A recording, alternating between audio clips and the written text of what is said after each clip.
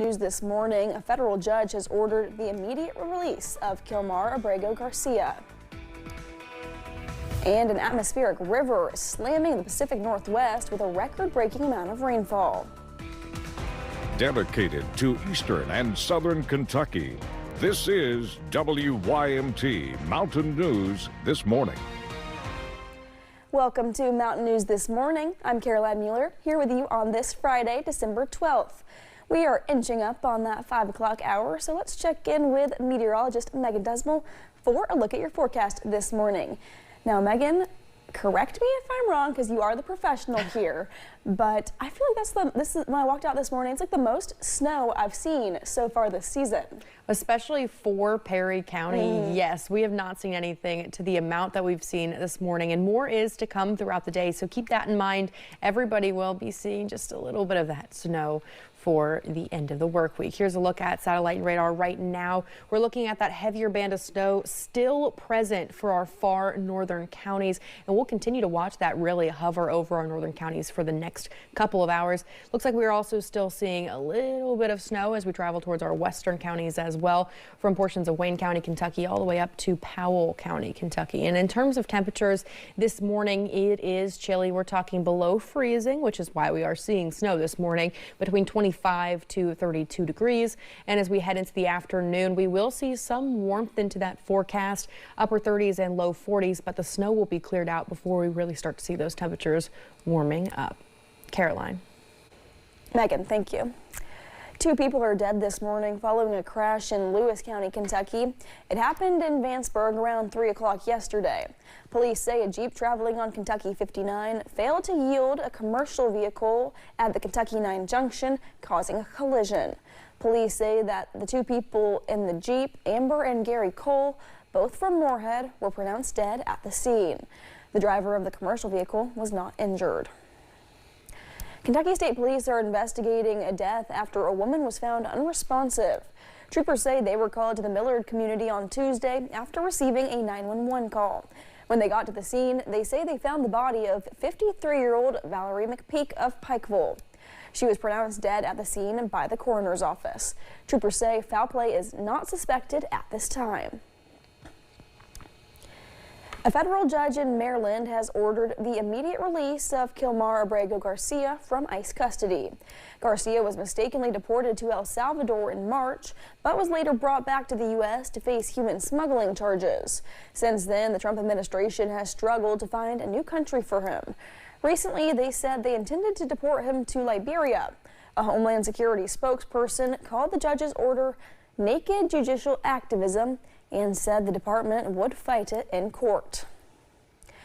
While we're concerned about snow, an atmospheric river is slamming the Pacific Northwest with record-breaking amount of rainfall.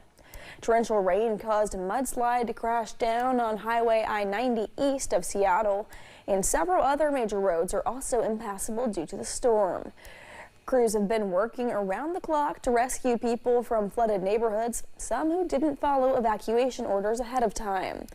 But some residents made sure their cows got out of danger.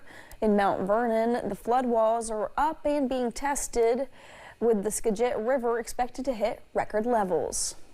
This morning, and I had to evacuate my animals and all my belongings, and I don't know what's to come or what's to come of like the homes and our community.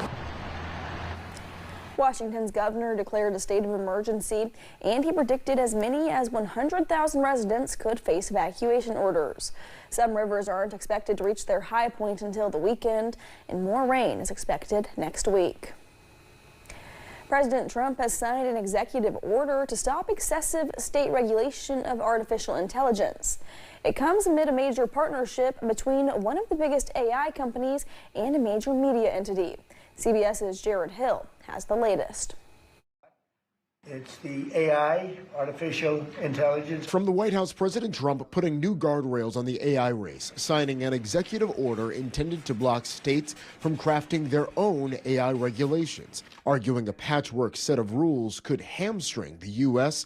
in the tech battle against China. China has a central source of approval. I don't think they have any approval. They just go and build but people want to be in the United States and they want to do it here, and we have the big investment coming. But if they had to get 50 different approvals from 50 different states, you could forget it because it's not possible to do. The order creates a task force to go after states for laws the White House says contradict its minimally burdensome national policy. David Sachs, a venture capitalist who leads the president's policies on crypto and AI, says they won't challenge every state law. Kid safety, we're going to protect. We're not pushing back on that, but we're going to push back on the most onerous examples of state regulations. This comes the same day Time magazine dubbed the architects of artificial intelligence their annual Person of the Year. And Disney announced a $1 billion investment in OpenAI, allowing users to access more than 200 of its animated and illustrated characters. Thursday, the union representing animators raised concerns. Writing in a statement, members have never received compensation for the licensing of these characters, nor will they benefit from the user-generated content made from AI powered by their creativity and labor. Jared Hill, CBS News. Legal experts say the White House's executive order will likely face court challenges. Georgia Senator Raphael Warnock says Democrats can turn the country around if they win the midterm elections, but they need to focus on improving Americans' lives. He says the American dream is slipping away. The Georgia lawmaker says housing is a key component to making the country more affordable, and he believes the federal government should play a larger role in the process. Local governments want federal money to build roads. Those roads had better lead to homes. And if they won't build, the federal government has built homes before. It could put shovels in the ground again today, building and selling homes directly to Americans at a lower cost. The Georgia Democrat says the federal government should also play a stronger role in cutting health care costs, especially when it comes to insurance. He also adds Democrats need to create a system where people feel success is attainable. The effort to keep health care affordable flatlined on Capitol Hill yesterday. Both the Democrat and Republican solutions failed to garner 60 votes. The Democrats' plan would have extended expiring subsidies for 3 years. The Republican version focusing on bolstering health care savings accounts.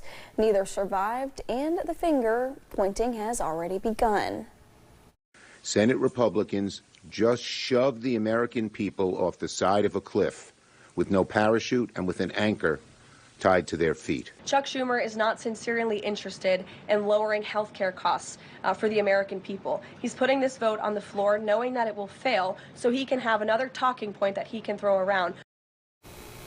This is an especially bitter defeat for Democrats who held the line for 43 days through the government shutdown with the objective of extending credits. With no solution in sight, those subsidies are set to expire on December 31st. Erika Kirk has forgiven the man accused of killing her husband, Charlie, a right-wing political activist.